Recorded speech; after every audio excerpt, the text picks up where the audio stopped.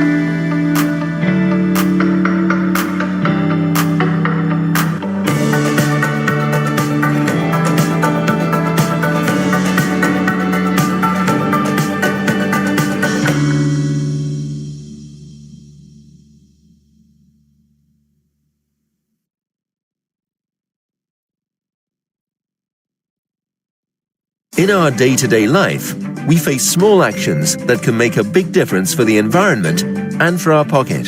For example, when choosing lighting for the home, did you know that LED bulbs can be a great saving over conventional bulbs? They consume less, so having them turned on for the same length of time means less spending at the end of the month. This way, we can save almost $220 a year while we contribute to energy savings.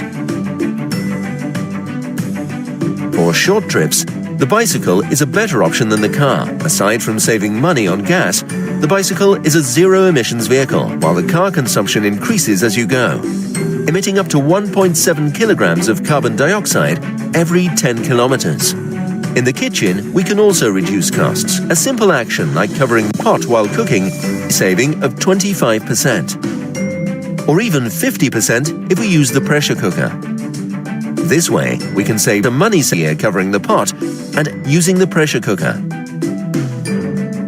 We continue taking care in the kitchen. Recycling used oil prevents severe environmental damage. Did you know that 1 liter of oil pollutes 1,000 liters of water? Furthermore, the recycled oil can be used to make soap, fertilizer, or fuel.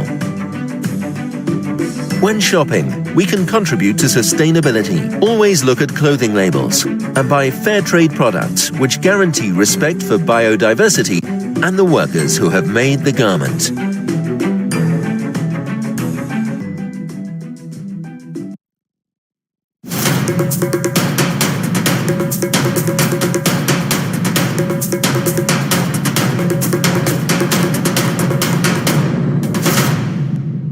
Tuwing nakakatanggap ng consumer complaint, ang DTI ay fully committed na ma-resolve ang issue. Ito ay naaayon sa Department Administrative Order No. 1302, Series of 2013, or Rules on Mediation and Resolution of Increased Complaints for cases filed under DTI. Para sa mga complaints na sakop ng DTI, mag-fill up lamang ng complaint form at isubmit sa Fair Trade Enforcement Bureau. Ito'y magkakaroon ng isang mediation process na kung saan ang complainant at respondent ay pinaghaharap upang magkaroon ng amicable settlement o kasunduan.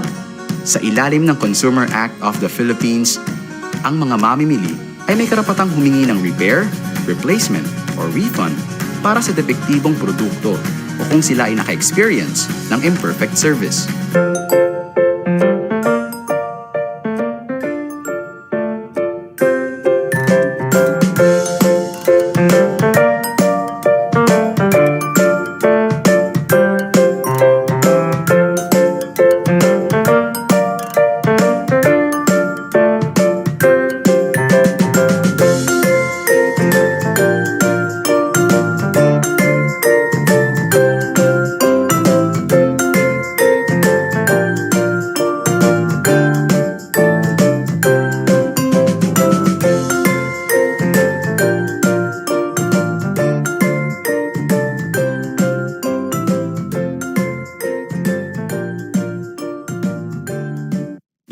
i-check kung maayos ang produkto at serbisyo na nabili. Paano kayo natulungan ng DTI sa iyong consumer complaint? Naging maayos ang proseso ng mediation at nagkaroon ng amicable settlement. Naging malinaw sa akin ang karapatan ko bilang mamimili. Napalitan ang defective product na nabili ko. Nag-email ako ng complaint at sinagot agad ako ng DTI. Tandaan, kapag ang nabiling produkto ay depektibo, maaaring sumangguni sa customer service ng store o sa tamang ahensya ng gobyerno.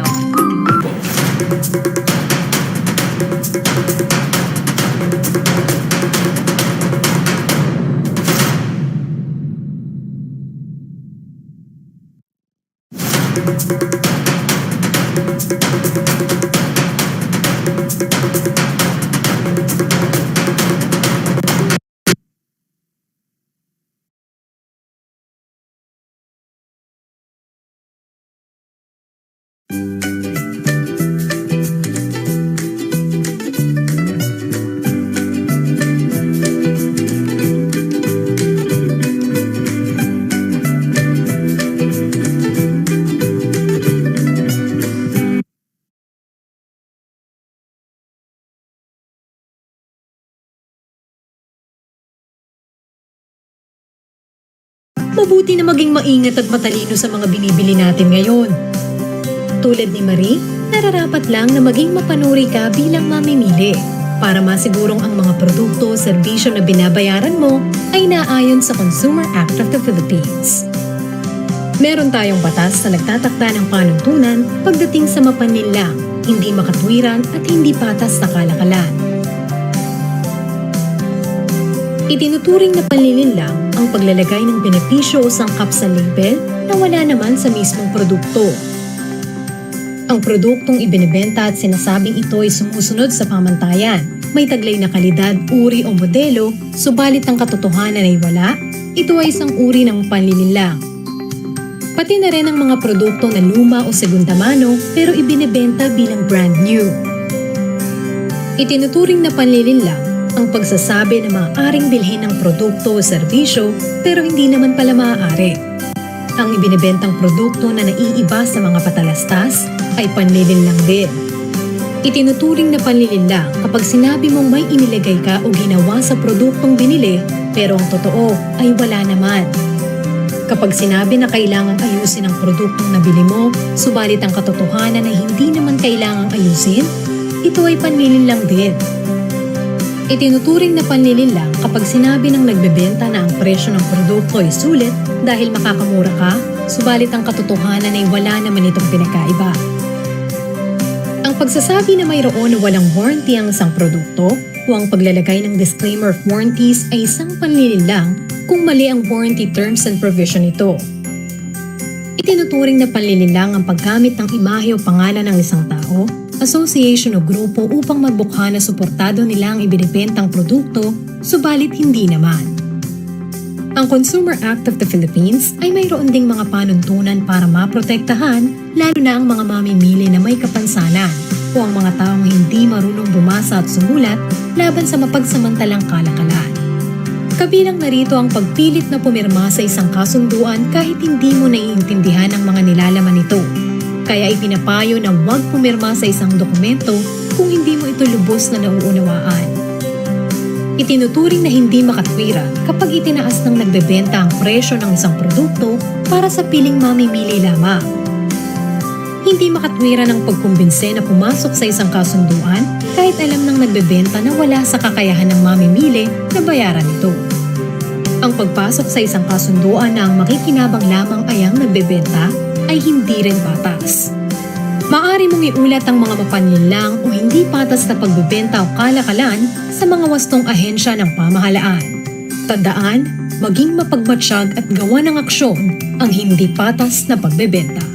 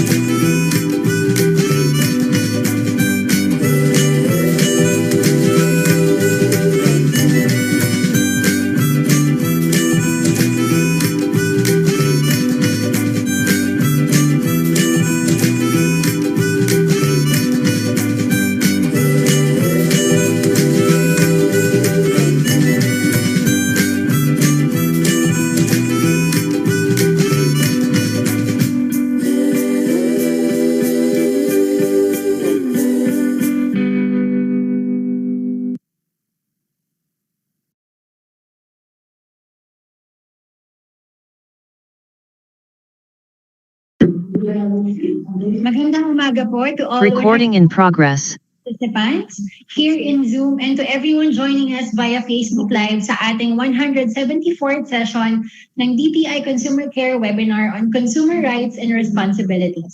You can still invite your friends and colleagues to join this webinar and share the Zoom link. So bago po tayo magsimula, we would like to give some reminders. Unang-una po, ang ating webinar session po ay recorded. By continuing your participation in the meeting, you are also consenting that you may be recorded. We are encouraging you to stay at samahan niyo po kami hanggang matapos at sabay-sabay po tayong matuto sa topic natin ngayong umaga. Ang mga sumusunod po na reminders ay para masiguro na smooth ang ating webinar session. Number 1 po, pakipalitan po ang format ng inyong pangalan, maaaring consumer, space, your full name, o di po kaya ay pangalan ng company, then your complete name. Kung masyado naman pong mahaba ang pangalan ng company, kahit acronym na lamang po ang gamitin. Number 2, please turn off your mic and video during the webinar session unless you are requested by the moderator to speak.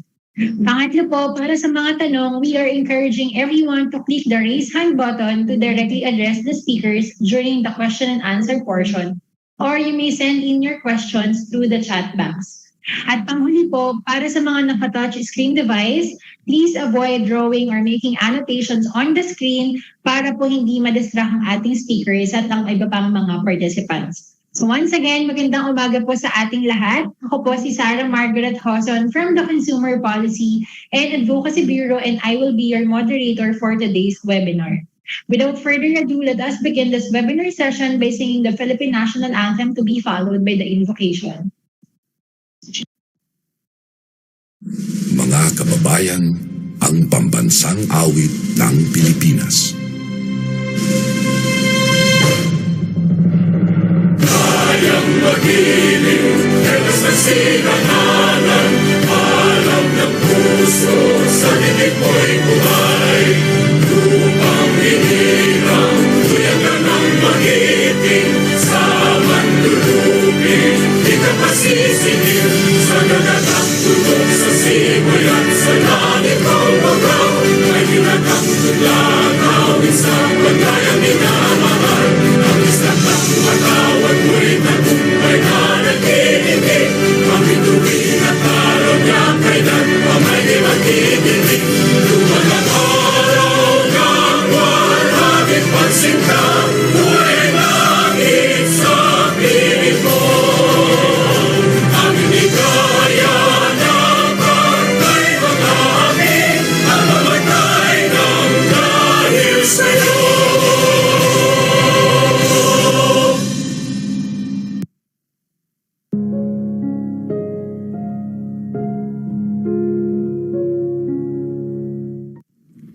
Loving Heavenly Father, we come to you this hour asking for your blessing as we are gathered together in this webinar.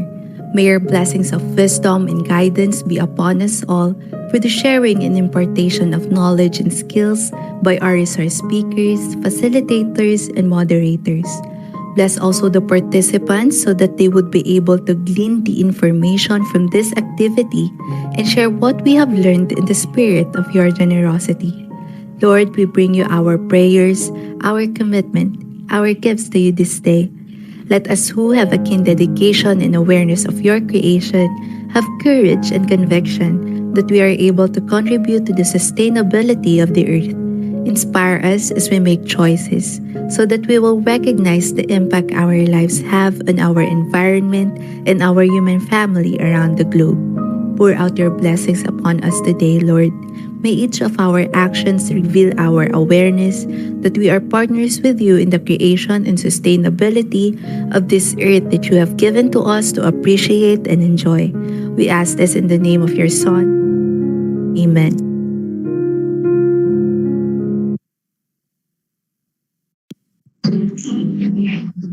So good morning po ulit.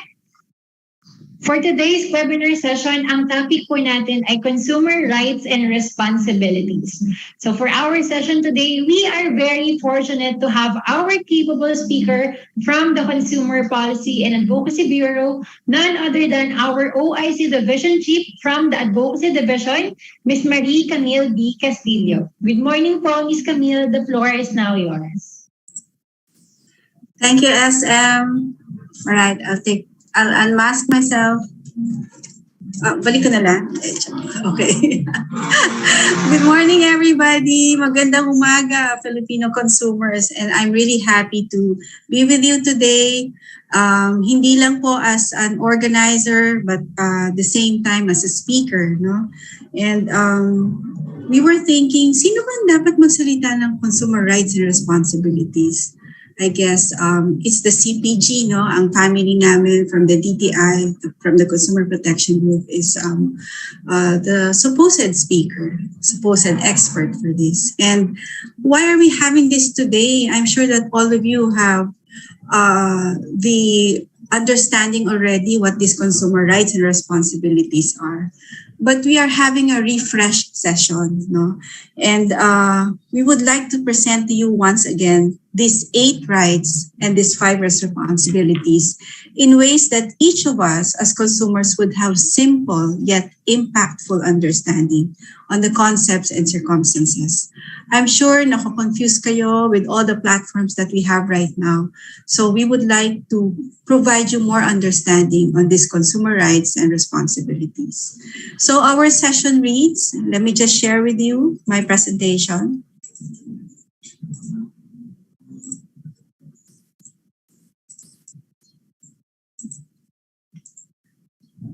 All right.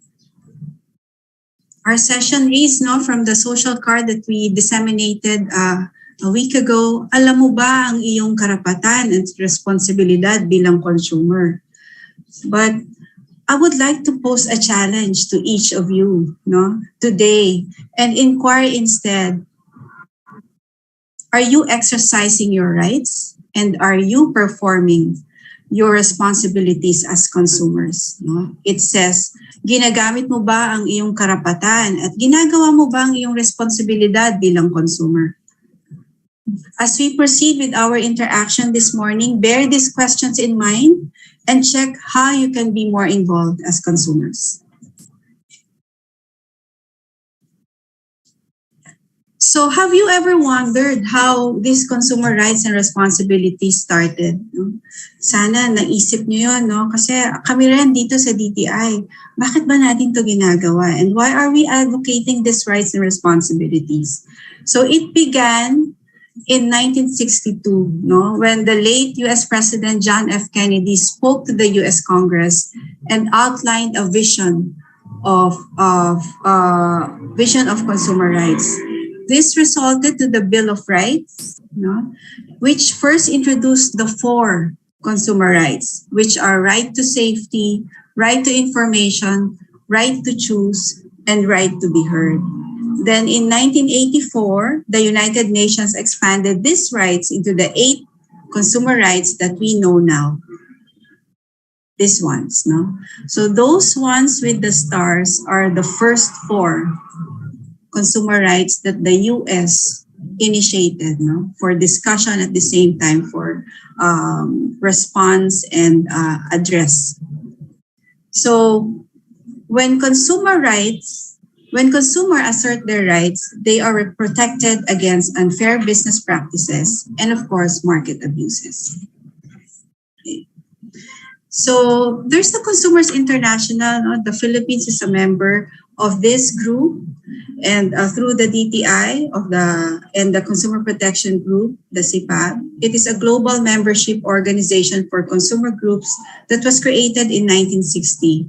They campaigned on these consumer rights, and then eventually it introduced the consumer responsibilities. So how about here in our country?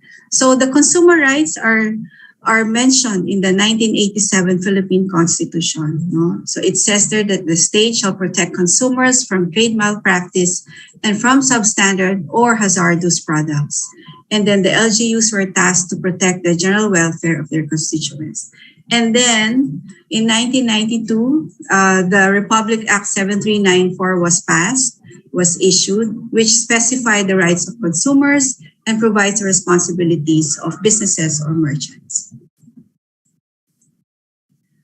But recently, for us to provide more emphasis and legal basis of the consumer rights, the DTI Consumer Policy and Advocacy Bureau issued its policy advisory on the 8 consumer rights. It clarifies the legal basis, as I mentioned earlier, of these rights. It heightens the awareness on consumer rights. At the same time, it guides the DTI and other NGAs with consumer protection functions and services. So as I proceed with the presentation, I will show you what are the legal basis of each right para po mas maging malakas po ang ating paninindigan sa pagpapatupad ng ating mga karapatan at responsibilidad. But before we go to these rights, let me just show you some social cards. We have a video plug every Thursday. It's called Dear Consumer Care. And in this video plug, we choose a letter or a query from a consumer and then provide responses and answers to this through our resource persons. So makikita niyo po ang aming director, aming assistant director, ang aming mga USEC at PASEC na sasagot sa inyong mga tanong. And for these video plugs, we have social cards to disseminate. And I would just like you, I would like you to let me know through our chat box, ano bang right or consumer right ang pinapakita per social card. Like for this one, mga consumer, may sasaguting email tungkol sa price tag. Which do you think right is expressed here? Sige nga, can you show?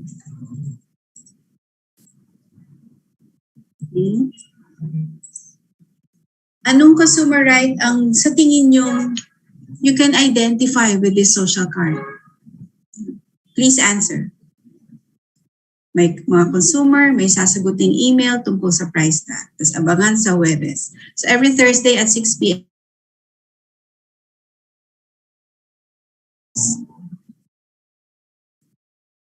So, one, pwede itong consumer right to information, Siyempre, kailangan bigyan tayo ng information tungkol sa presyo ng isang produkto. For example, is the key or private message is the key pagdating sa presyo. Kailangan po every time na may binibentang produkto or serbisyo, mayroon po siyang price tag. Sa supermarkets po, it's either nasa produkto siya mismo or doon sa shelf. Another one, bakit bawal ang no return, no exchange sa mga resibo o store signage? Which consumer right do you think, do we relate this?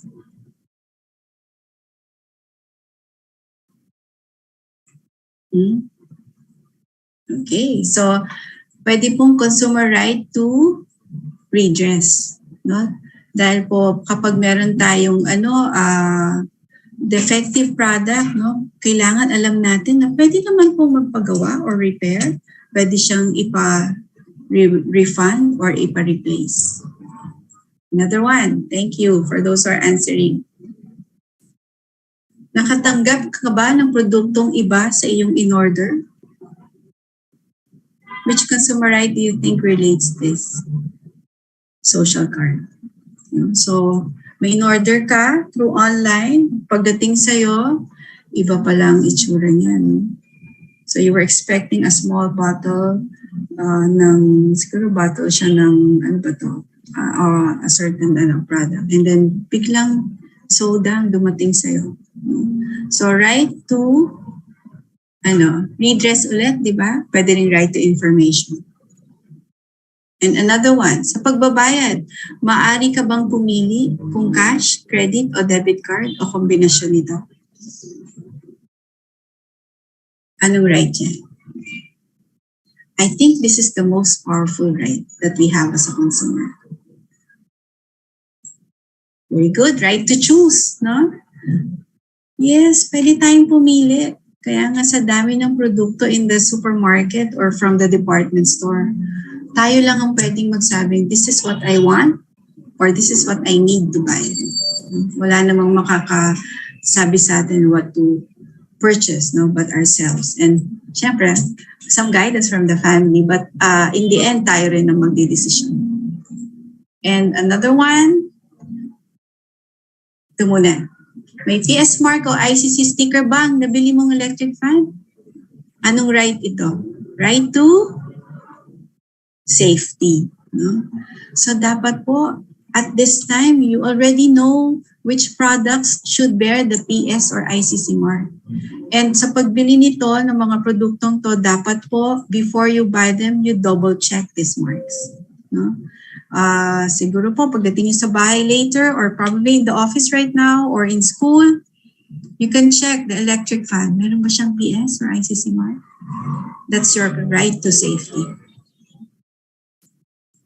And lastly, kulang o candy ang split? Tama po ba yan? Pwede ba yan? Pwede bang candy ang split? Diba? So anong right ang nare-relate natin to? Which right do you think do we relate this social card? Pwede information, pwede education, no? Pwede ring redress kasi maaari kang magreklamo, di ba? So yan. So with these social cards, I'd like to teach you na sa lahat po ng circumstance that we have in each day, we can relate a right or a responsibility as a consumer. Sana po you think that way so you can easily exercise your consumer rights. So let's review. The first one is the right to basic needs. No? The right that guarantees survival, adequate food, clothing, shelter, healthcare, education, and sanitation. Siyempre, kailangan i-prioritize natin ang needs natin sa dami ng mga pangunahing pangangailangan natin in each day. No? As a consumer, kailangan marunong tayong tumingin, mag-prioritize, magbigay ng halaga na in all the needs that we have to get, no, or acquire in each day for ourselves, for our families, for our friends, for our office mates. No? So be quality conscious po, not brand conscious. No? Alam ko po, paminsan-minsan naghanap tayo ng brand na gusto natin. But what is more important is of course the quality of the product. No? Yun nga po, basic need po basic need. So, ang basic po na hinahanap din po natin ay yung produkto or serbisyo na may kalidad. And then, do not engage in panic buying. You know, this situation arose lalo na nung mga beginnings ng ating nung dumating si COVID-19, no? And I remember that the DTI was tasked, no, to issue orders, no, or issue policies that would prevent panic buying from consumers, and to let them know that supply is adequate, supply is enough for everybody. But at the same time, there was an order, no, na specifying that a supermarket can only sell like 5 of the packs of instant noodles. Naalala niyo po yun? Para po lahat magkakaroon ng supply. At lahat po magkakaroon ng karapatan doon sa basic needs natin as consumers. So I hope that we are exercising that right, that we only buy those that we need. We prevent hoarding. At the same time, we prevent yung parang you are gathering so much that you don't need naman. And sana po matutunan natin yun so that we can easily practice our right to basic need. So do not engage in panic. Yeah, as I mentioned, during crisis or calamity, be vigilant. in ensuring that only those basic commodities that you need are available in your home. So I mentioned earlier that we issued a DTI policy advisory on the 8 consumer rights. So with this right, ito po ang ating mga legal basis, no? Especially for the consumer organizations, our business establishments, our other government offices who need to refer to pagdating sa pagpapatupad ng right to basic needs. Ito po ang provisions of the 1987 Constitution. So later on, as I proceed, each right, may papakita po tayong ganyan so that it will be easier for us to implement these rights for consumers. And at the same time, ang consumer, you can refer to these mga policies, mga provisions, mga batas, so that you can understand how to exercise your right. Yan po. Meron din po sa Local Government Code ng 1991 for this consumer right to basic need. Now, the second right, the right to safety, the right to be protected against the marketing of goods or provision of services that are hazardous to health and life. In Filipino po, karapatan sa kaligtasan. So, anong kailangan natin gawin pagdating sa karapatan na ito? So, kapag meron kang allergies or meron kang sakit na binabantayan or ang iyong pamilya, then you have to read the nutrition labels and ingredient labels of a product. Sometimes po hindi natin ito nagagawa kasi nagmamadali. But for you to fully use the product or service, kailangan po nating basahin. At para naman po alam din natin na how to use it properly, di ba po? There are instructions on using them or on how to, for example, showing us how to cook a certain viand or ulam or a certain recipe. Mga ganyan. Yung mga how-tos, paano gamitin ang smart TV, smart television, di ba? Paano gamitin ang isang bagong cellphone. Sometimes kasi instead of using it properly dahil excited ka at bago yung product mo, sometimes you press the wrong buttons, no?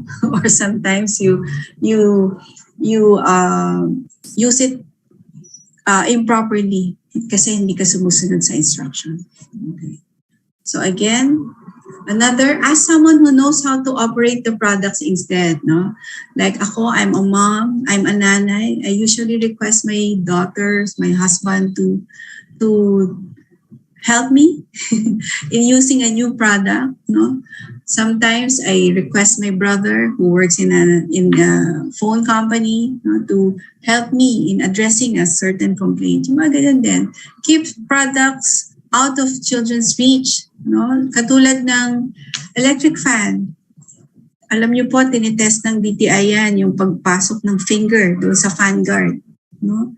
So pag ganun po, kailangan i-manage na natin ang ating mga anak o ang mga bata not to put their fingers inside, no? Or touch it para hindi po sila masaktan. Look for product certification marks and other distinguishing marks, no? So ang DTI po, we advocate the PS and ICC mark. Ang DOH, they advocate their a license to operate, no, na mga marks and other marks na on health, no? And then check the labels such as consume before, that's consume before, hindi consumer before. Expiry date, best before, FDA approved, expires on, warning signs or cautions. We also have eco labels, no? Look for that so that we would know that this product was produced or manufactured, bearing in mind the safety, no? Bearing in mind the prevention of environment degradation. All right, so again, these are the legal basis of the right to safety. From the Consumer Act of the Philippines, there are 4 provisions. So you can take note of that. And then we also have the RA number 10611 or the Food Safety Act of 2013. and the Local Government Code of 1991.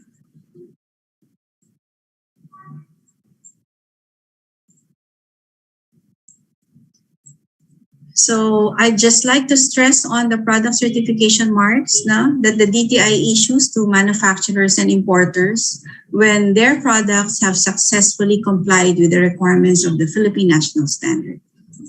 So ang PS po is Philippine Standard, PS mark. Ang ICC po is Import Commodity Clearance mark. So where can you see these marks? Usually, they are in electrical and electronic products that are critical to our health, safety, and life. Diba? Tulad po ng appliances, tulad po ng mga electrical conduit, mga switches, cords, cables. Yan. You can see the long list. These are 88, I think, 88 products in the DTI website and the BPS website. Kasama po ang LPG cylinder, ang Christmas lights, mga consumer products po yan, mga chemical products, construction materials. So we issue the certificate, the PS license certificate to manufacturers and the ICC certificate to importers and distributors.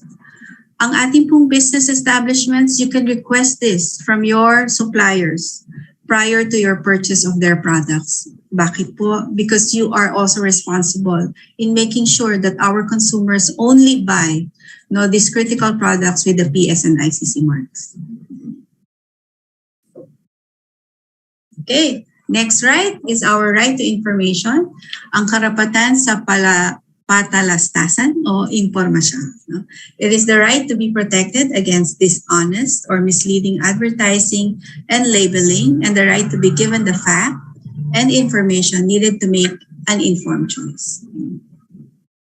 Alam ko, memorize yun na ibig sabihin niya. So again, what can we do? We read the labels of the products and services or the manuals. We can inquire, we can ask. Madali na po ngayon magbigay ng questions kasi all our emails, our websites, our social media accounts are available. Or you can call the DTI Direct at 8751-3330, or you can visit the nearest DTI office in your area. Maaari pong tumawag din sa ibang government agencies. What else can you do? Before signing the product warranty, basahin niyo po. Especially the fine prints. Kung hindi niyo po mabasa, tanong niyo sa kanila, what does your fine print say? Diba? Pwede pong pagtanong, ano po bang naka-emphasize dito sa inyong mga manuals? Pwede pong magtanong bago niyo bilhin. And then look for the name and address of the manufacturer. Diba? That's important. So it will be easy for us to refer to them whenever a product or service is not expected to perform. Okay, so here are the legal bases based on our policy advisory number 22-01 on the 8 consumer rights. We refer to, again, Republic Act number 7394 or the Consumer Act of the Philippines. Also from the Republic Act number 10909 or the No Shortchanging Act of 2016.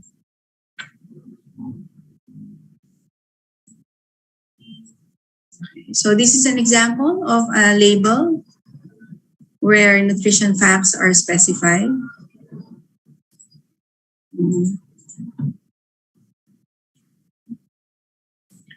Check nyo po ang expiry dates bago nyo bilhin, lalo na pag pumili kayo dun sa sale area.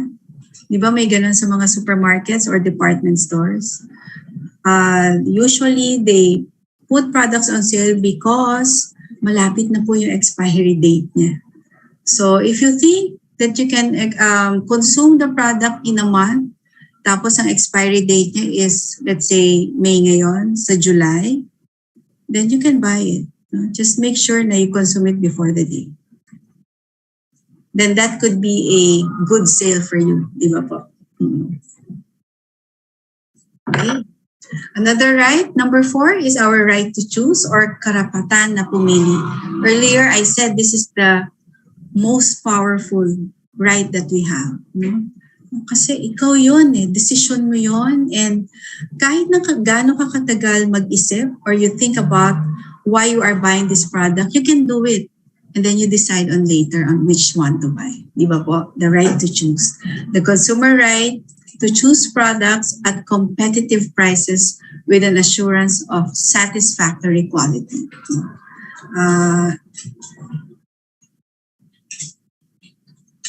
So sa karapatan natin na pumili, no, we can do this when we read, no, the labels, and then whenever we choose a generic or branded product, what should we choose? Sometimes, pag bibili ka ng gamot, anong bibilin mo? Siyempre gusto ko generic, mas mura. No? So, but you'll be asking, paano ang quality niya? I know they're the same. I don't think DOH will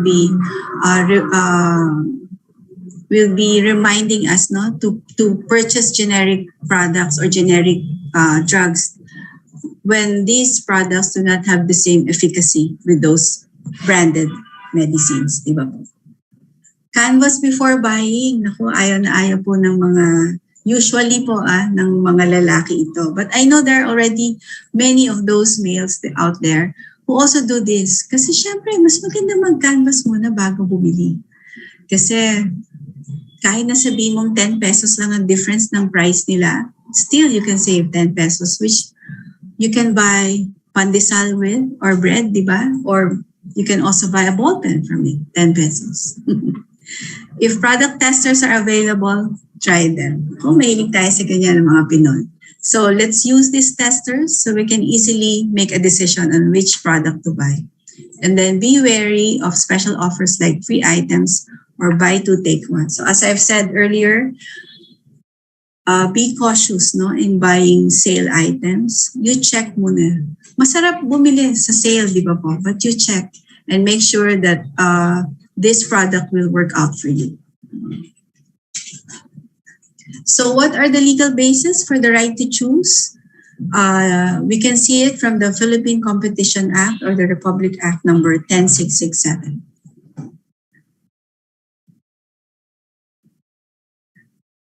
Now we have the 5th consumer right, the right to representation.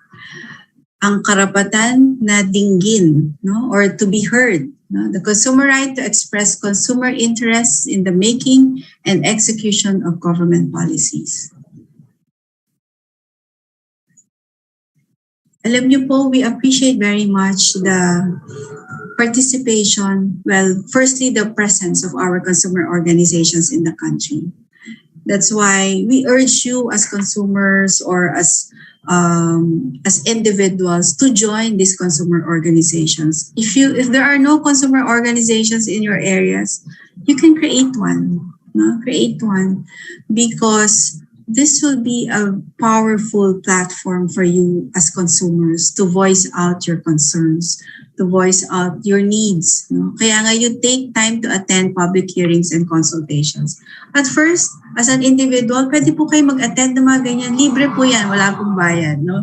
We usually invite consumers as individuals, as groups, to participate, no, in our development of policies, in our advocacy program. So make sure that you participate in those activities para po maging mas involved kayo as consumers. And you would understand bakit ginagawa itong mga measures na to, why do you have this kind of programs, no? So that you can also share with your family members, at the same time your friends and your communities. Be observant as to how consumer laws are being implemented in your area. Opo, kasi kayo po ang pwede naming tool to inform us na, dito pala sa aming lugar, palaging walang kuryente ng ganitong oras. No? And we can help you with that. No? So your right to be heard, your right to inform us na meron palang ganung problema doon sa area ninyo. No? Ay, dito pala sa area namin, yung aming basura, hindi po sinisegregate. No? Pag kinuha po niya, sabay-sabay po rin. Parang wala rin yung segregation namin. Pwede po yung pag-usapan in your LGUs. And the DTI can help you by sending a notification to your LGUs about that. At the same time, we can also set up meetings with the DNR and or the National Solid Waste Management Committee. No? Propose to legislators policies, laws that will ensure that the consumers would get the best value for their hard-earned money. Alam niyo po, sa ating po manggagaling kung ano po yung kailangan natin. And nandito po ang DTI at ang pamahalaan to listen to you. Ano po ang kailangan ninyo? Katulad po yung kanina, yung No Shortchanging Act. Kung wala po kaming na-receive na complaints from the consumers na meron pang nagbibigay na sukli na candy at sasabihin kulang yung sukli, di ba po usually wala silang 25 centavos or 10 centavos. Minsan hindi ka nabibigyan, di ba, ng sukli mo. They would just tell you, wala po kaming 10 centavos or wala po kaming 25 centavos. Minsan nga po hindi pa magsasabi. They will just say, thank you for salamat po or ganun lang. Walang information na wala na palang sukli na ibibigay sa'yo. No? So whenever a cashier provides you or gives you a candy as your change, don't accept that. No? You tell them, hindi po pwede yan, bawal po yan. Kailangan ko po yung 10 centavos ko o yung cheese na sentimo or yung 25 na sentimo na sukli ko. But you know, there are also establishments that whenever they don't have 10 centavos, they will give you 25 centavos. Whenever they don't have 50 centavos, they will give you 1 peso. So that's goodwill from our establishment. So thank you for that. So sana po mas yung latter na example po na experience that I discussed with you, yun po sanang na-experience yun na at hindi po yung una. However, if you experience the first one, pwede pong magreklamo sa DTI, no? So that we can notify, we can discuss with the establishment who still provides these candies or do not provide the exact amount of change that you should have. Sorry. Nandito na tayo sa panglima, right to representation, ang karapatan na dinggin, no? And then, these are the legal basis of our consumer right to representation, the Consumer Act of the Philippines, of course, and the Price Act or the Republic Act 7581. And then number 6, the right to redress. No? Ito ang karapatan sa kabayaran para sa kapinsalaan. The consumer right to be compensated for misrepresentation, shoddy goods, or unsatisfactory services. So kung meron tayong na-discover na product that we purchased like yesterday. For example, you bought a television, no? Smart TV, excited kayo, galing sa bonus ko yan, galing sa bonus ni husband yan, or bonus ng anak, no? Or bonus ng tito or tita. Syempre, you're excited about it and you are proud that you were able to buy that product. But when you got when you reach your home and started to turn on the TV, ayaw mag-on. O kaya may notice ka merong crack, no, doon sa side ng television. Siyempre, nainis ka na. No? And you are saying, paano ba to? Hindi ko magamit. And I'm very disappointed kasi may crack yung TV. So, go back to the store and look for the CWD or Consumer Welfare Desk and provide your complaint. Or, you can call them first, no? Report to them. Meron po akong binili yesterday, but when we started using it, ito po ang na-discover namin. No? Usually po, mas mabilis yung gano'n so that when you go back to the store, ina-expect ka na nila, no, that you will complain. You have the right to the 3 R's, repair, replace, and refund, no, in that order. Kapag meron pong produkto or servisyo na hindi nagpe-perform, not performing as expected, then these 3 can be provided to you in that order. Repair, replace, or refund. kapag yung produkto ay may defect po, hindi po yung tayo ang nakasira ng produkto. No? If the store is unresponsive, file your complaint to the appropriate agency. Minsan po may mga establishments na hindi nyo matawagan o kaya kahit pumunta na kayo doon, hindi kayo tinutulungan, then that's the time you go to the DTI. Pero po, madami naman pong establishments natin at retailers na handa pong tumulong sa problema ng consumers. You know why? Because they are in partnership with the DTI and the other government offices that they are committed to serve you, committed to address your concerns on the products that you purchased from them. No? So be sure to attend the mediation conference. Okay, for example, hindi po natin naayos sa establishment or sa tindahan na ating reklamo, no? And then pumunta na kayo sa DTI or sa DOH or sa DA about your complaint. And then nag-set na po ng mediation schedule. Pumunta naman po tayo. Huwag po natin siyang i-ignore, no? And then you double check kung merong notice kaagad from DTI or from the government office. So what are the legal basis of this consumer right to redress? We refer to the Consumer Act of the Philippines. No? Marami pong articles dyan about that.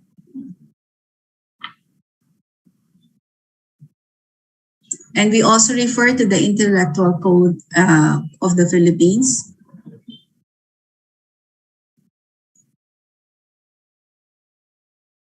No? RA 8293. I think this Intellectual Property Code. No? So, we would just like to emphasize on this. Ano po ang entitlement ng consumer? So, under the law, entitled po kayo for a repair, replacement, or refund kapag ang binili nyo ay defective or faulty that you are not aware of. No? Kapag ang produkto does not perform as you expect it to. No? Kapag ang produkto ay it does not match, no? A sample that you are shown. Yung kanina po, yung pinakita kong social card, no? You were expecting this bottle but another bottle was delivered to you. And then, yung description sa box or in the advertisement, no, is not the same. So that's the time that you go back to the store, or if the store doesn't give you any attention or just ignores you, then you go to the DTI or the other government offices that can help you. Okay. Businesses can refuse to give a refund if you can prove that you bought it from that store. That's why it's important that you keep your receipts or other evidences that you bought that product from that store. No? Another, if you change your mind about it, no? Hindi po pwedeng, pwede po bang ibalik ko itong green na blouse at palitan ko ng white? Hindi po pwede yun. And then, lalo na po pag ikaw po ang reason ng damage ng product. You cannot request for a refund. And you knew or have shown that you already know that you already bought a second hand. No? Sana nga po hindi tayo bumibili ng second hand. But if ever we do, kailangan po clear ito sa atin. No? Kailangan po in-explain sa atin nung nagtitinda or nung store that you're already buying a second hand product. Again, bawal po ang no return at no exchange na statement sa produkto, na signage, no? Sa tindahan, sa establishment, bawal po yan. No? In any print material, no? Sa receipt, bawal po siya. And hindi po pwede na walang return at exchange policy ang isang establishment or manufacturer or importer.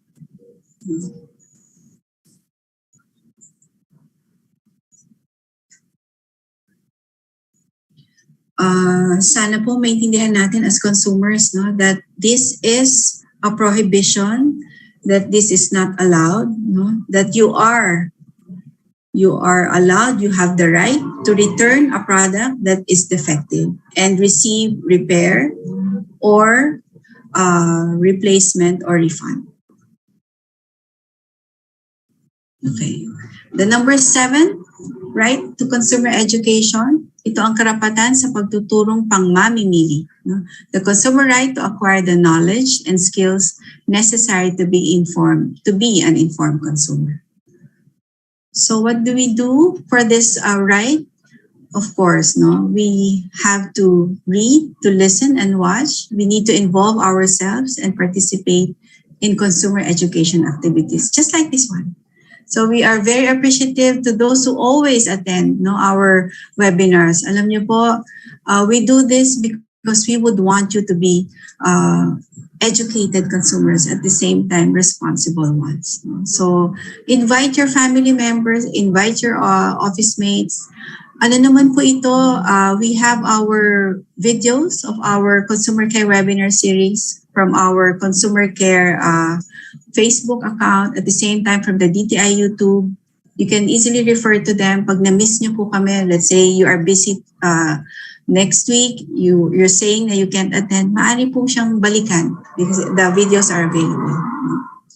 So just check out for campaigns that we have from the government, at the same time from the industries. Usually po, we are in partnership so we can conduct advocacy campaigns for you as consumers. And then we are working with the Department of Education para po mabalik ang ating integration of consumer education sa kanilang curricula. So what are the legal basis of this consumer right? Again, the Consumer Act of the Philippines and the Republic Act number 3720 or the Food, Drug, and Cosmetic Act. Wow. Number 7 na tayo. Last na consumer right. Meron pa palang legal basis. Also, the Republic Act number 9211 or the Tobacco Regulation Act of 2003. Yan.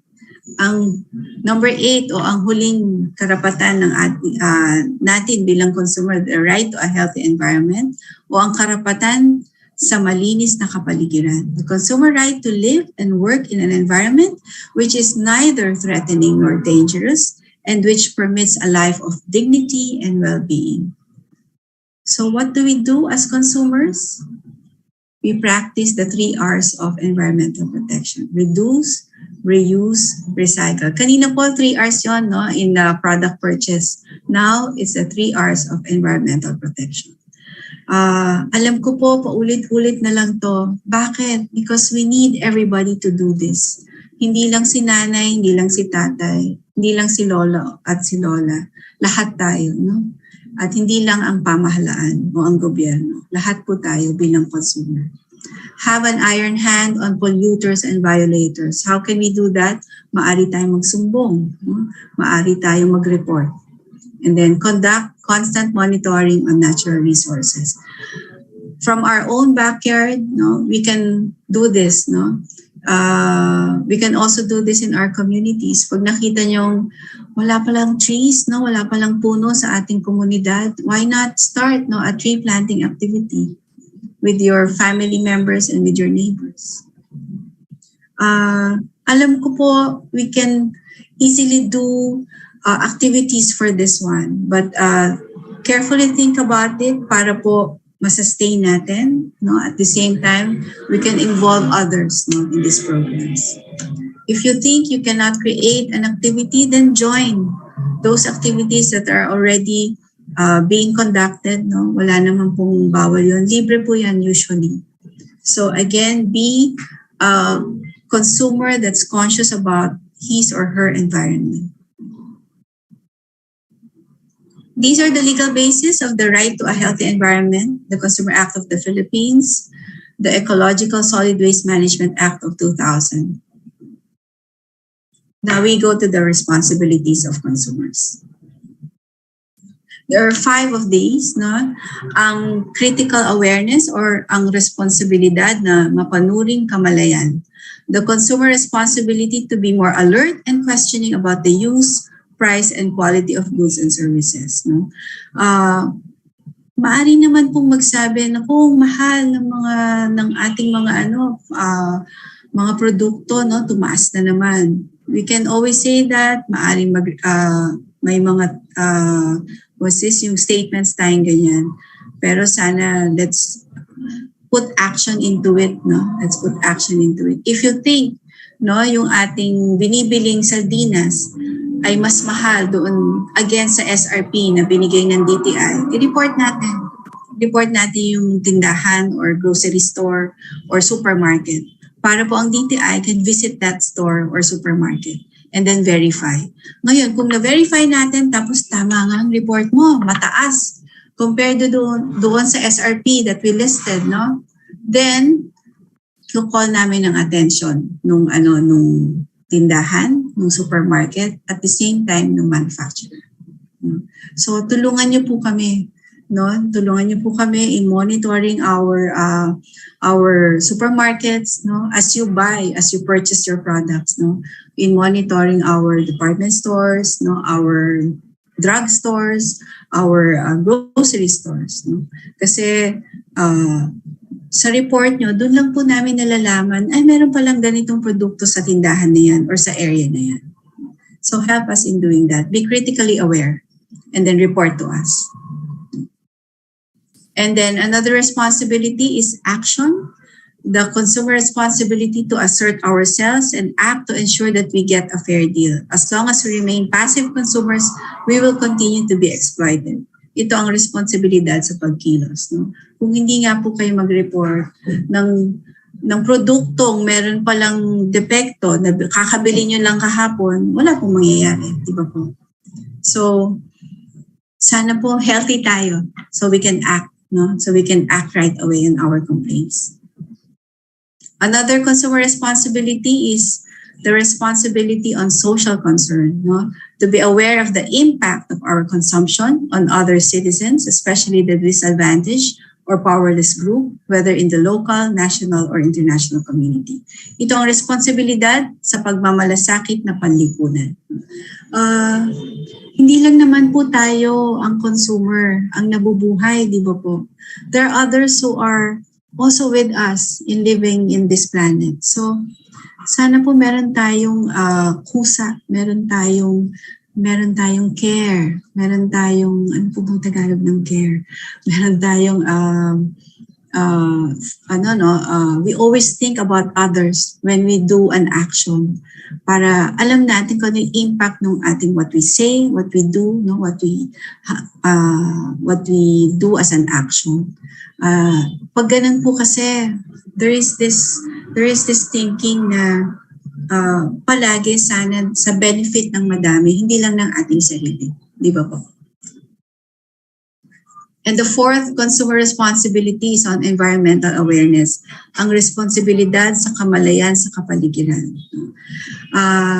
Palagi siyang sinasabi ngayon. Bakit po? Kasi nakikita natin na paunti-unti our earth is degrading. So, paunti-unti nawawala ang ilan sa mga hayop, ang ilan sa atin. With this pandemic, ang daming namatay, di ba po? So, I hope we fully understand how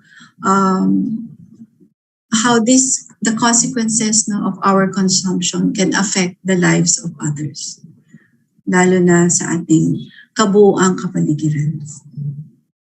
And lastly, the consumer responsibility on solidarity. I really like these images, no, for this responsibility. Yung school of fish, no, school of fish or herd of cows, no.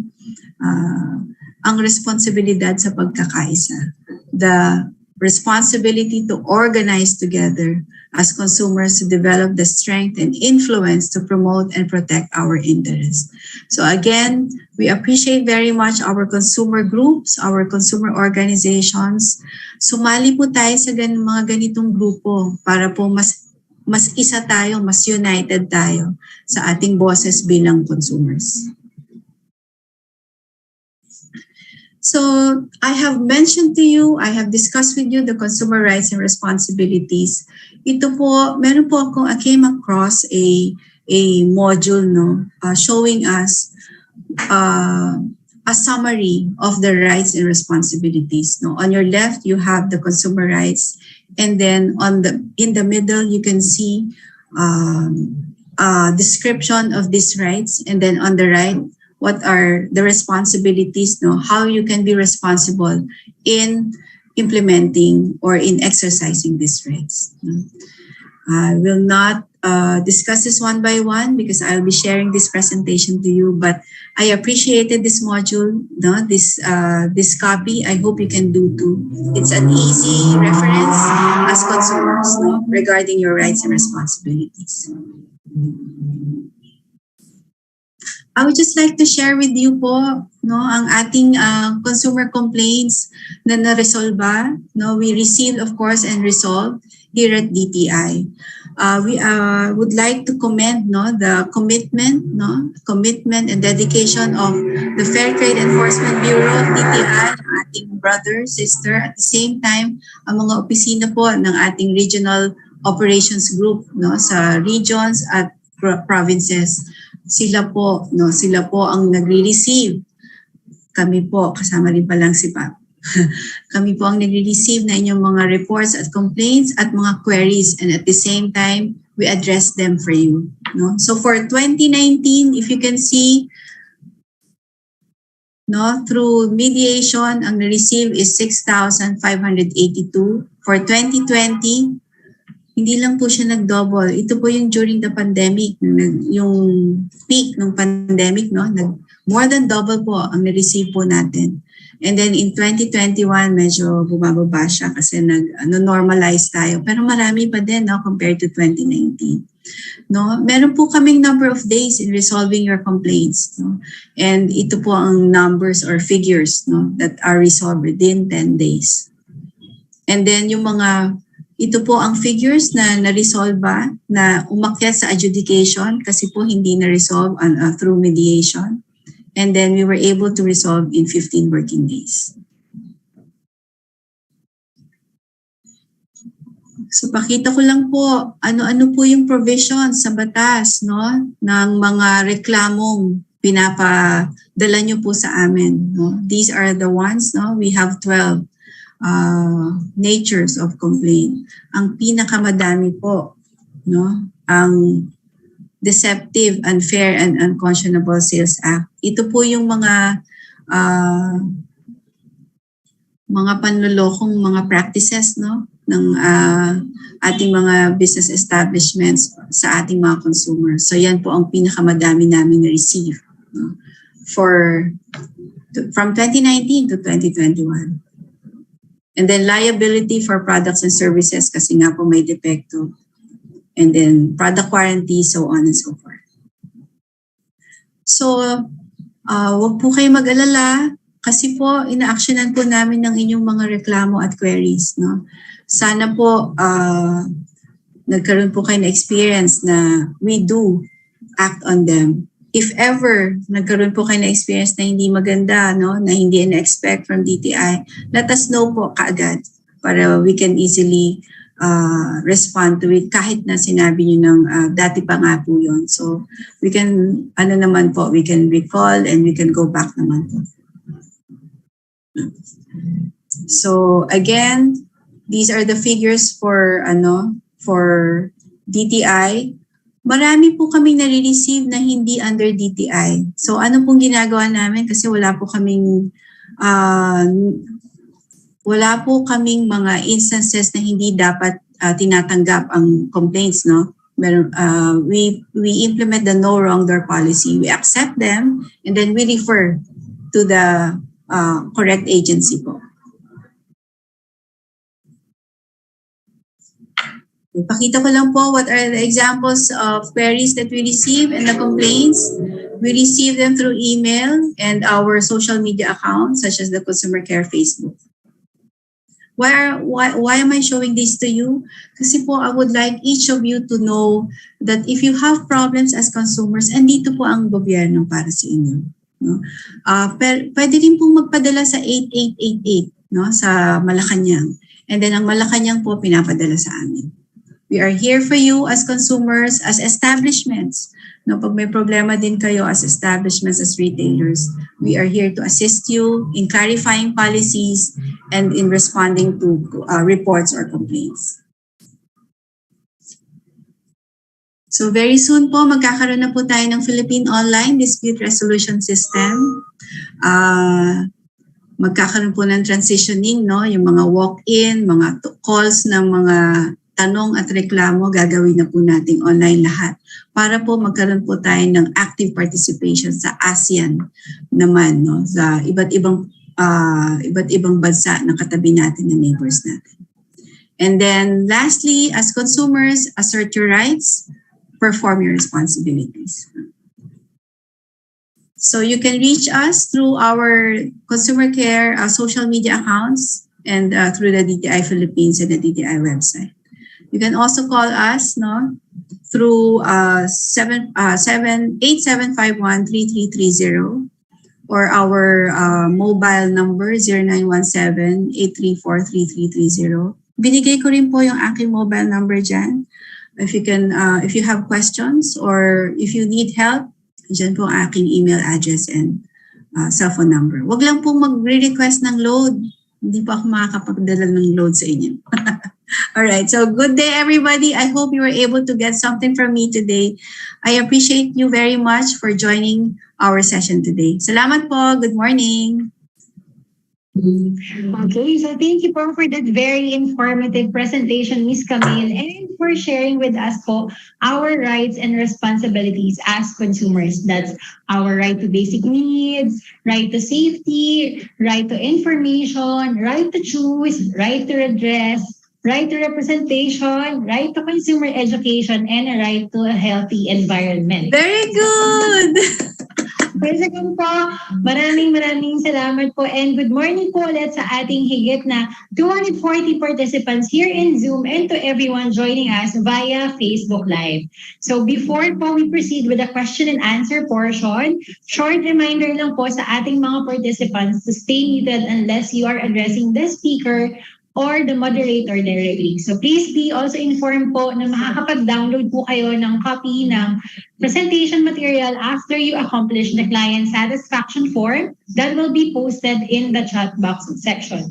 So para mas maging interactive po ang ating question and answer portion, we encourage everyone to click the raise hand button so we can call you to ask directly to our speakers. Pwede nyo rin pong isend ang inyong mga questions sa ating chat box. So for the first question po, Ms. Camille, paano po magpapadala ng tanong sa Dear Consumer Care? It's easy. You can just write us through consumercare@dti.gov.ph or sipab@dti.gov.ph. Siguro sina Robert can put it in our chat box, no? But be specific po, you put Dear Consumer Care. Para po ma-consider namin kayo na isama sa ating videos. Okay, thank you, Ms. Camille. Next question po, ano po ang ginagawa ng DTI para masiguro na sapat ang mga pangunahing pangangailangan at bilihin sa oras ng krisis o kalamidad?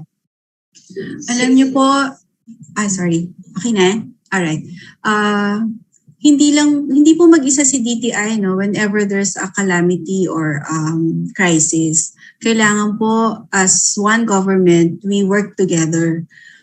Madalas po namin katrabaho ang DA, DOH, DILG, ang mga LGUs lalo na, no, pag crisis. Kasi ang DTI po, pag nagkaroon ng calamity or crisis, pag nag-declare na po ang LGU na they are under state of calamity, automatic po na may price freeze. So makikita nyo po na ang DTI dyan sa area ninyo, busy na yan. Kahit baha, kahit umuulan, pinupuntahan ang ating mga stores, ang mga tindahan, supermarkets, just to make sure that there's supply at sumusunod doon sa price freeze list. So, isa lang po yun, no? Isa lang po yun doon sa ating mga programa for our consumers pag may calamity or crisis. Meron po tayong mga paalala, no? Notices, advisories. I think yun po ang na-strengthen natin nung nag-start tayo ng pandemic. marami po kaming advocacy materials, no? But when we were under the pandemic, no, when we started addressing the pandemic, doon kami nag-start ng pinalakas namin yung aming use ng online platform. Ginagamit naman to before, pero parang hindi kami pinapansin, di ba? Pero right now, consumers are more aware through online. So, yun po, we bank on that, we rely on that, and at the same time, we make sure no, na we have different materials for you each day. Actually, each morning and each afternoon and each night. Ganun po kadami yung aming dine-develop at piniprepare for you so that you will be informed all the time with correct information at the same time para alam nyo what to do. So I guess kasama po yun. Hindi lang po ang CPABA, hindi lang po ang CPG. Kasama po lalo ng ROG. Alam niyo po, si ROG yan ang aming partner sa mga regions and provinces. Kung wala sila po, I don't think makakaroon kami makakakuha tayo ng level of awareness na 75-76% through our DTI offices in the regions and provinces. Sila po ang small DTI dyan sa ating mga probinsya at regions. So, sila po ang tumutulong sa amin na mababa yung ating mga policies para sa inyo. So, marami po pong programa that we can share with you that you can participate. Those are the, I think, 3 that I mentioned that I can think of right now. Next. Thank you, Ms. Camille. Next Sure. question from consumer Marlon Dixon. Tanong lang po, paano namin malalaman kung legit o tama po ang ICC sticker at BPS sticker na nasa appliances? May website po ba o application na pwedeng i-check ang mga sticker at ang mga nakalagay na details doon sa sticker? Okay. So firstly, meron kaming ICC verification app. Maybe JR, you can get a copy of that. You just type in ICC, no, import commodity clearance. Available po siya sa ating mga smartphones. Pwede po yung i-check doon kasi meron siyang QR code. Once that you scan that, lalabas po yung kanyang serial number. Unique po kasi ang serial number per product. So, papakita po doon kung meron siya serial number, ibig sabihin na legit siya. Kung hindi po siya legitimate or fake siya or ginamit kasi makikita nyo po na nakalagay doon, kunyari, ang helmet nyo, may QR code. So, chinek nyo. Lumabas siya, nag-scan siya, tapos sinabi yung serial number niya para sa, electric fan. So, mali po yun. So, sana po ma-report siya sa amin, para po mabisita namin yung tindahan or mapuntahan yung manufacturer. And we can inquire from them. Ngayon, kung nakitang actual violation siya, then pwede siyang ma-charge ng case. Ganun. And then, we also have the website of the BPS, no? The Standards and Conformance Portal. Pwede pong tingnan doon yung information on ICC and PS. Yes po. For Sir Marlon Dixon po, nasend na po sa ating chat box ang mga link po para ma-check ang ICC stickers. Very good. Okay, next question po from our Facebook Live. Arlen Porcadilla, good morning po. Ask ko lang po, kapag po ba yung item na binili sa isang store or sa mall ay defective, ang tagal na po bago i-repair ng supplier for almost 3 months na. Paano po ang susunod na gagawin? Una po, siguro you can go back to the store. Tanong nyo po, ano po bang problema? Kasi minsan po, the accessories or parts of the product are still being ordered. Sana po they informed you about that. Sana dinidisclose nila sa inyo yun para hindi ka naghihintay na matagal. No? Ngayon, kung hindi ka pinapansin, tapos 3 months na sa'yo, dalhin nyo na po sa DTI yung inyong reklamo. So we can easily assist you. So maaari po kayo magpadala sa consumercare@dti.gov.ph o kaya maaring tumawag sa 1384. DTI 1384. Okay, next question po ma'am. If an item bought from store A turns out to be more expensive than a similar item in store B, can the customer return the item and ask for a refund? Hindi po. Hindi po. Yun po yung importance ng canvassing. No? Now, ano din po kung in the same store, naman may nakita kayong the same product pero magkaiba ng price, syempre babayaran nyo yung mas mababang price. Pero po kapag nasa ibang the same product tas magkaibang tindahan tapos mas mababang presyo, hindi na po natin siya mababalik. So, let's exercise our right to choose. And when you choose a product, you have to make a canvas. So, may konting oras for us to canvas some products that we need. So, punta kayo in one store to another. Alam ko mainis ang ating boyfriend o husband pag ganon. Pero, o kaya wife. Pero sabihin natin na hindi importante makita natin baka may difference sa presyo. O kaya may difference sa, minsan meron silang, hindi discount, parang freebie, di ba? Alam mo naman tayo mga Pinoy, mahilig tayo sa freebie. Kahit na ba notebook or ballpen yan, di ba? Kung the same price, pero in the other store, meron siyang free ballpen, meron siyang free notebook, why not, di ba? Kasi magagamit naman natin yun. So mag-canvas tayo before we choose the product that we purchase. Baka po under promotion din po yung isang. Pwede SM. Next question po, paano po makakasali sa mga public hearings at consultations about consumer rights and responsibilities? Yeah. The DTI regularly sends out or disseminates invitations po. So, pwede po kayong pumunta sa aming social media accounts. It's all there sa DTI Philippines at saka Consumer Care. Meron po siya. Okay, thank you, Ms. Camille. Next question po. Can a store exercise only a policy of exchange but not a refund? Hindi po yung 3 R's po, yan po ang kasama sa batas, no? Hindi po pwedeng wala ang isa. But there's an order. So there should be repair first. And then, for example, 3 beses ka na nagpa-repair, pabalik-balik yung sira. Then you can already ask for a replacement. Tama? Yes, for replacement. And then kung nag-replace siya, sira pa din, then you can ask for a refund. Thank you, Ms. Camille. Next question po. After buying a certain item, a customer changes her mind and wants to return the said item. Can he or she invoke the prohibition on no return, no exchange policy? The no return, no exchange policy, the product return and exchange policy pertains to the product with defect. No po. Yun po yung ultimate reason why we have that policy. Kasi po, ang sinasabi ng batas, kapag depekto ang produkto or if a service is not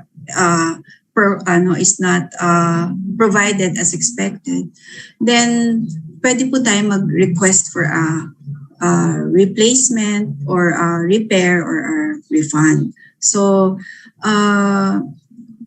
what's this? Yung no return, no exchange, bawal na po yun. Kapag nag-iba lang yung mind mo about a product, hindi rin po siya pwede.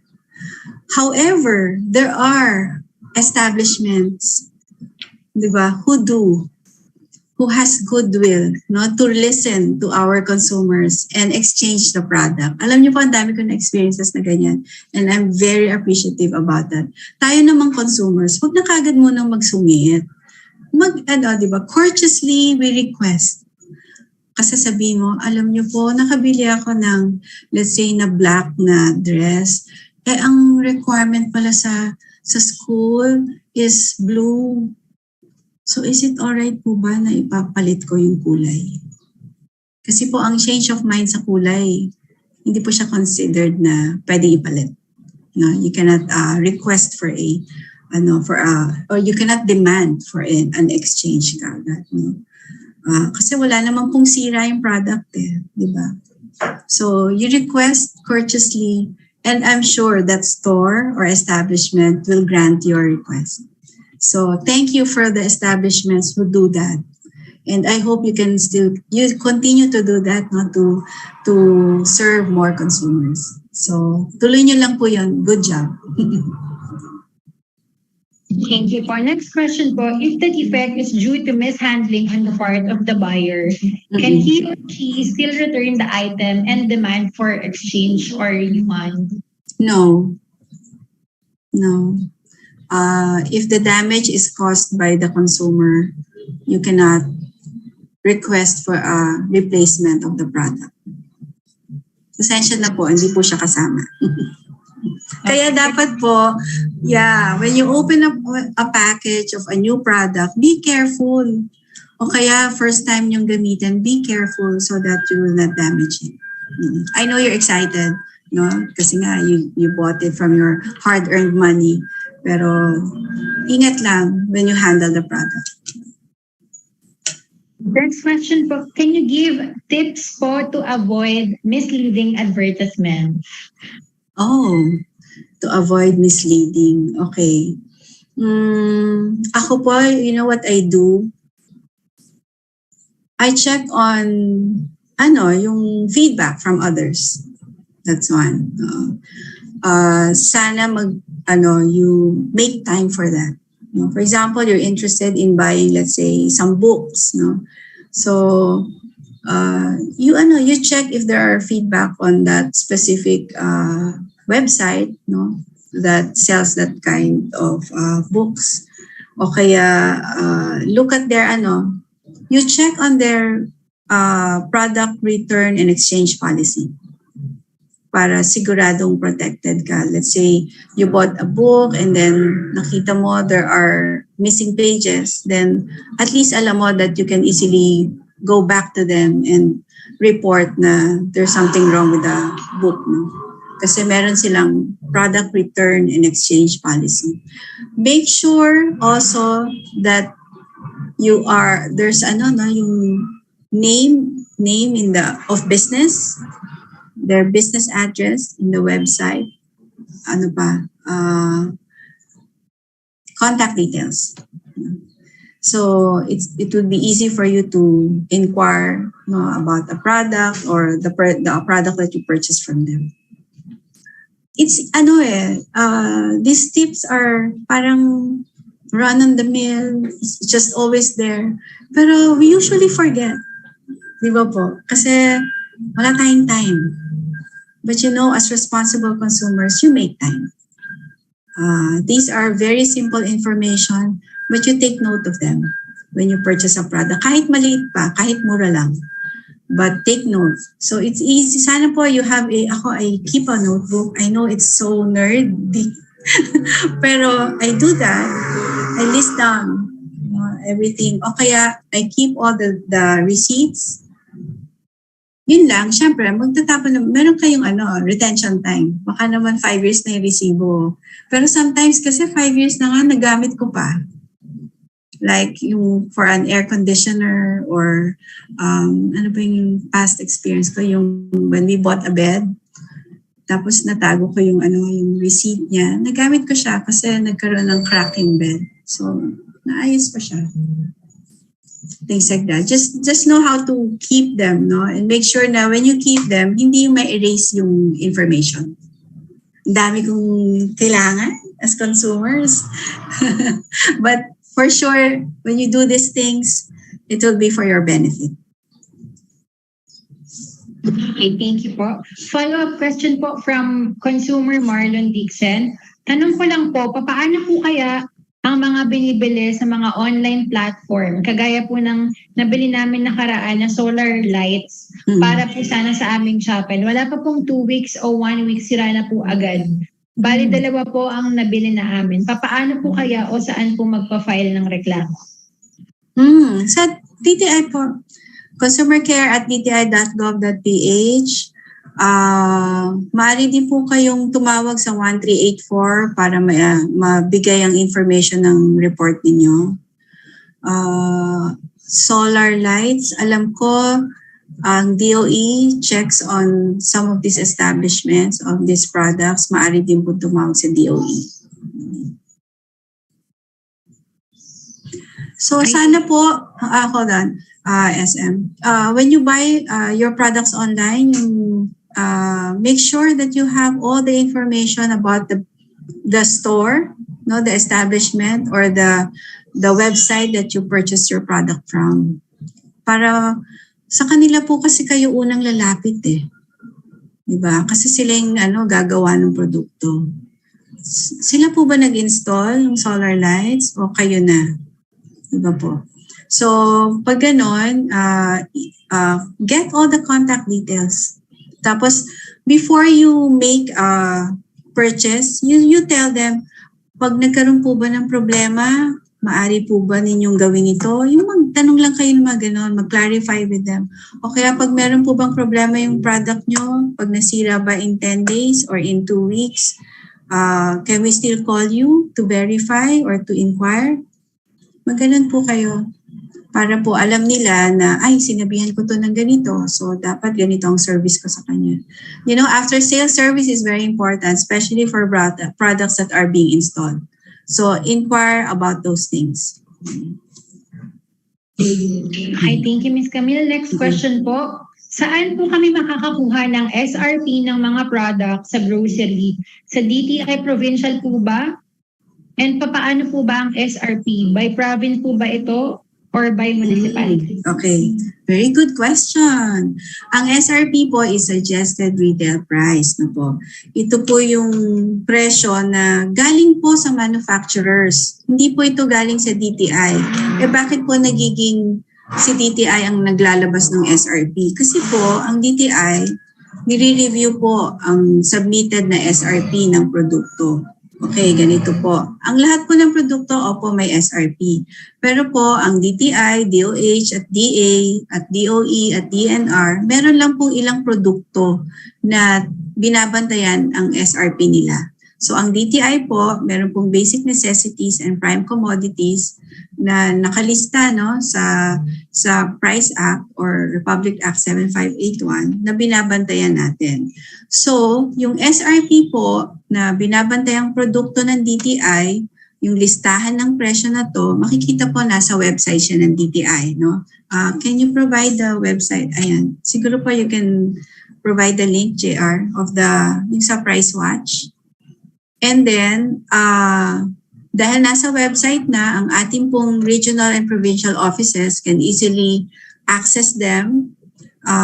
Meron din po silang copy. So, isa lang po ang listahan ng SRP nationwide for BNPCs that DTI monitors. No? Hindi po pwedeng iba-iba yan. Pero po, ang mga produkto, ang manufacturers natin ng BNPCs na to, they can have ang prices nila na mas mababa or or within the SRP. Wag lang pong tataas. Wag lang pong more than the SRP that was listed. Okay pa? Okay, thank you, Ms. Camille. Next question po. Paano po ma-check if ang mga ibinibenta online is BFAD approved po? May mga regulation po ba ang ating mga online platforms if BFAD or DTI approved po? And I am referring sa mga makeup po. Sa makeup. Oo. Ganito po, no? Ang requirements po ng isang negosyo ay hindi lang pang physical store, no? Hindi lang pang physical, pati po mga online businesses kasama yan sa pagpapatupad ng mga batas. Hindi po kayo excuse, no? So whatever policies or laws that we request you to comply with as an establishment, as a retailer, as a manufacturer, as an importer, as a distributor, they're all the same. So kung ano yung policy, kung ano yung batas na napapatupad sa mga physical stores, ganun din po sa online stores, no? Lalo na po doon sa mga sites ng katulad ng Lazada, katulad ng Shopee. Ano po yan? Dapat po responsible kayong lahat, no, na complying with all the requirements. Now, yung pong wala na pong BFAD, FDA na po. Food and Drug Administration na po siya. BFAD po dati ang pangalan. Ngayon, FDA na po. Hindi ko lang po ganun ka-memorize yung whatever policies that they have. But of course, I presume that whatever policies that they request for establishments to comply with for the physical stores are similar, no, to the online stores. Thank you, Ms. Camille. Next question po. You mentioned responsibility to organize together as consumers. What specific platforms or avenues po that will allow consumers to do so? Okay. Siyempre, muna kayo, di ba? Solidify, magsama-sama. You group yourselves together. Tapos po, ang DTI, meron po kaming recognition for consumer organizations. We can enlist you first as a consumer organization and then recognize you as a regional consumer organization or a national consumer organization. Meron po tayong Department Administrative Order dyan. Hindi ko memorize. Ano bang number, Eds? Hindi ko memorize. Okay, but you can research on it. Recognition of consumer organizations by DTI. Ang nagre-recognize po niyan nasa probinsya, region, and then dito po sa national office, DTI National, ang SIPAB po ang nagre-recognize. So you can read through the requirements. Madali lang naman po siya. Ang first po na pwede niyong igawa, you assemble, then you can enlist yourself as a consumer org sa DTI. And then pag na-enlist na po, dire-diretso na po yun. Pwede na po kayong ma-recognize as a regional or national consumer organization. May requirements lang po. So expect ko po yan. Sana po may madagdagan pa ating mga consumer organizations na recognized. Ma'am Camille, yun daw po is DAO 07 series of 2017.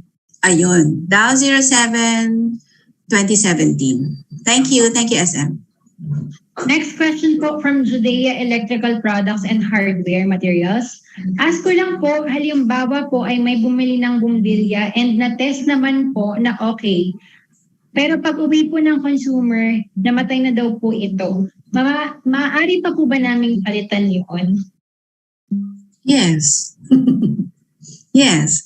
Pero siguro on your part, you can discuss with the consumer, inquire from them, ano po bang nangyari? Para you can also understand how will you react, no, to the request. Siguro from the story of the consumer, you can easily say kung damage siya as a product or damage siya na gawa ng consumer. Di ba po? Now, from our end, we request our establishments, our retailers to be very patient with the consumers. No?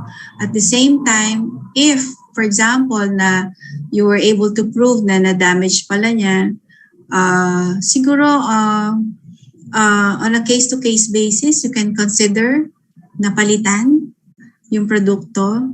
Tingnan nyo po how you can help the consumer. Or probably you can provide a discount or I don't know. Or if you can easily say na pasensya na po, hindi namin mapalitan kasi nakita namin na hindi naman po siya defect, no, ng produkto. Well, you can tell them naman courteously din, di ba po?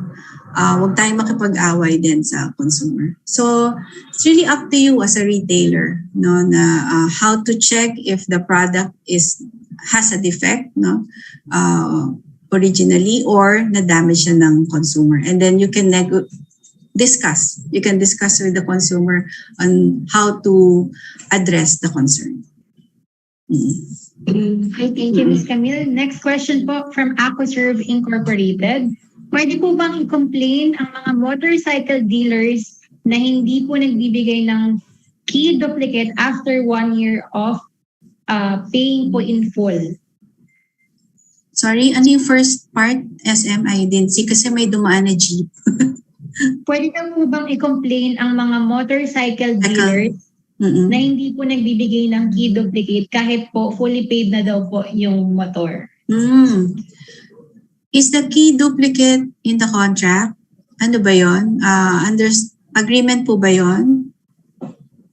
I-check niyo po if it's an agreement kasi hindi ko po alam yung yung about those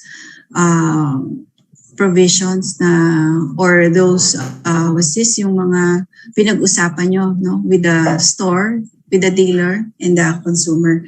Pag ganyan po, alam niyo po palagi marami nagtatanong sa amin ng ganyan na hindi po ko pa nare-receive yung ganito kasi sabi ni store ganyan. Pag may contract kayo or merong was this agreement with the store, basahin niyo pong mabuti. Or kahit yung meron pinapasahin silang one-pager, di ba? Basahin niyo po muna. And then, before you purchase, magtanong na yung dapat yung itanong. Siguro kasi nga, di ba, when you buy, katulad yan, a motorcycle, I know you have some friends or family members who have bought that product already. And then, you ask them, ano yung naging problema mo? No, di ba when you need to buy something, especially if you're spending quite a lot of money, mag-research muna tayo, magtanong-tanong, para yung mga magagastos natin, worthwhile naman, di ba? Worth it, di ba? So, sana before you do that, you inquire, you ask, and then you have an understanding with the store.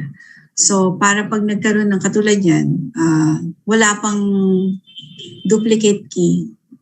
Diba? Wala pang duplicate key. Kasama ba yun sa pinag-usapan?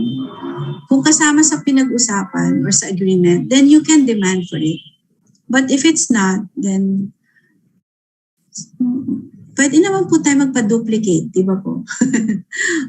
Tayo na lang on our own magpa-duplicate tayo. But if it's part of the agreement, then you can demand for the duplicate key. Okay? Okay, thank you po. And time check po, it's already 11:40 a.m. Last call po sa mga gusto pa pong magtanong from our consumers and private sectors po. Otherwise, we will close the session na po. So next question po, Ma'am Camille from Gina Cernia. Good day po. Saan po pwedeng mag-send ng complaint regarding po sa hindi maayos na paggawa ng bahay? Sino po ba ang dapat ireklamo, sa contractor or ang real estate developer po? Thank you. Yung pa, hindi magandang ayos ng bahay, paggawa ng bahay? Yes. Contractor po siya. Siya po yung gumagawa eh. Pero po yung ganito pong complaints, we refer it to now do we refer? DHSUD. Na Department of Housing. Tama? No. Marami po kami nare-receive na ganyan, but we cannot resolve that kasi it's not under our jurisdiction. So we refer it to that department, DHSUD. Pero ano po siya, sana po makausap yun ng mabuti yung contractor. Sila po dapat una bago kayo pumunta sa DHUSD. Hindi ko memorize, sorry. Marami po kaming ganyang complaints. So marami na rin pong natanggap at na-resolve na yung department na yun on those kind of complaints. Okay, thank you po, Ms. Camille. Alright. Next question po. Actually, second to the last question po. From Mr. JC San Pedro, pwede po bang magbalik ng mga gamot sa butika dahil hindi na po gagamitin ng pasyente? Before that, the DHSUD, Department of Human Settlements and Urban Development. Thank you, Riza, and thank you, DTI Rizal. Tama? Yeah. Ms. Camille, may isa pa po. Construction Industry Arbitration Commission po or sa SIAP din po. Pwede din po. Ano yung question? Yung gamot? Kung pwede daw pong magbalik ng gamot sa butika dahil hindi na po gagamitin ng pasyente. Hindi na po. Hindi na po. I don't think you can do that. Opo, as a consumer. Nasasayangan po kayo? Madami po ba yung gamot? Baka pwede nyo na lang pong i-donate or what? Kasi you cannot return that anymore. Yun po ang ano po. You can donate it or siguro maghanap po ba kayo ng merong may sakit na gano'n at ibenta sa kanya? Pwede po din. Pwede naman din po. Kasi sayang po, di ba? But definitely hindi niyo po pwedeng ibalik yun. Tapos ma-refund. I don't think drugstores do that.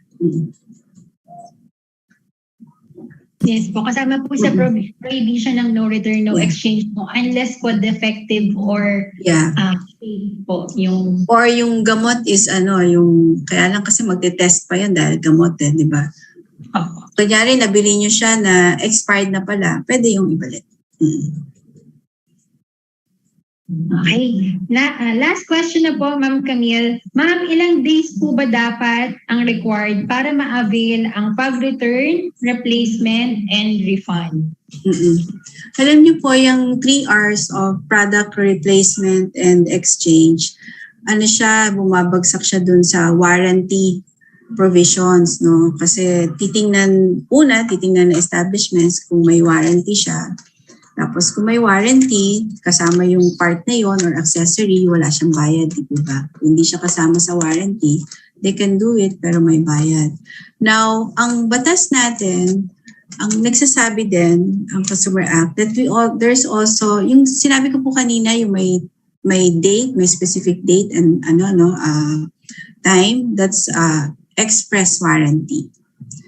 Ang batas natin is also saying that there's an implied warranty. No? Kahit wala siyang document, kahit wala siyang card, ano bang nakita natin? Kahit wala siyang manual specifying the warranty, the product warranty or service warranty, automatic siya, meron siyang implied warranty. So ilang days siya? At least 60 days to 1 year. Ang nandun ko sa batas, if I recall it right, yeah. So yun po sa implied warranty. Okay po, thank you po Ms. Camille and maraming salamat po for answering all the questions. We hope po na marami pong natutunan ng ating mga consumers. And Ms. Camille, saan po kayo pwedeng makontak ng ating mga participants para po sa other concerns nila and to give a short message na rin? Apo. So I gave my contact details earlier. Marie Camille Castillo at dti.gov.ph. My mobile number. Sana po, consumer issues lang po consumer concerns, complaints, or queries. 0917-543-9583 is an official number po. It's a DTI number. And you can also write to us through consumercare@dti.gov.ph. Also, you can you can visit our social media accounts. Pwede rin po mag-send doon. Our Consumer Advocacy Division monitors them. And then, there's also the CPG at dti.gov.ph. No? Our Office of the Undersecretary monitors the emails that arrive and then responds to them. Marami pa, fteb at dti.gov.ph. So ang CPG po nandito po para sa inyo, para sa ating mga consumer, for your queries, for your complaints, for your reports, at the same time for the need to assemble. Alam niyo po, ay malapit po sa akin ang mga consumer groups na very active and helping us to help other consumers to be responsible and to be more informed about their concerns, about their needs. So sana po we exercise our rights. We tell our friends, we tell our family members na pwede natin itong gawin, lalo na kapag merong defect ng isang produkto o kaya merong mga establishments na hindi tayo tinutulungan sa ating mga needs. Pwede naman palang ma-address yan. Pwede naman palang bigyan ng action yan. And then at the same time, kung may consumer rights tayo, meron tayong appropriate responsibilities. No? Huwag nating kalimutan yan. They always go together, our rights and our responsibilities. And we are very passionate about this. Alam ko po na nakakaumay na rights and responsibilities. But these are the foundation of our being very good individuals in our communities and in our societies. So sana po tulong-tulong tayo. See you soon, ha? Na sana po every Tuesday you join us. Sometimes we have Thursdays also in our consumer care webinar series. Maraming salamat po. It's so good to spend my morning with you today. Salamat po and thank you very much. Sa muli po, maraming salamat sa ating very capable speaker ngayong umaga, Ms. Camille Castillo. At mula po sa Consumer Protection Group, maraming salamat po sa ating mga participants na nakasama natin ngayong umaga. Huwag niyo pong kalimutang samahan kami muli sa aming mga susunod pang webinars. Our announcements will be posted in our social media accounts, and for more updates, please like, follow, and subscribe to our Facebook, Instagram, Twitter, and YouTube account. That's DTI Consumer Care and DTI Philippines. Also, kindly accomplish po and submit the survey form para makakuha din po kayo ng link para ma-download ang presentations na ginamit ngayong umaga. Once again, thank you so much everyone and stay safe po. Thank you, Sipab. Thank you, SM. Thank you, ROG, DTI, our consumers and businesses. Salamat po. Be safe.